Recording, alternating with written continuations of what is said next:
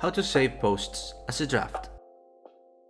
Maybe you're writing a post, like me. I'm here in my post editing screen. And you're finished, but you need someone else to read it first, so you don't want to publish right away. If you wanted to publish it, you will click here on Save and Publish, but you don't want users to see it yet, so you can click here as Save as Draft.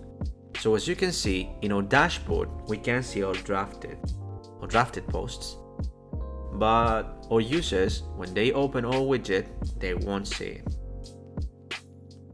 So for example, this one is drafted. This one has a tag here that says draft, and it's like a little faded, like a ghostly post. And this one is not. This is drafted. These other ones are not. And we can leave it here for someone else to read before publishing. And then when someone wants to edit or publish it, they need to click on the edit icon at the top right corner of the post, and then save and publish. And that post will be published. We're gonna accept this, and we send it from the draft to the forefront of our widget. Now, when a user opens the widget, they will see it published.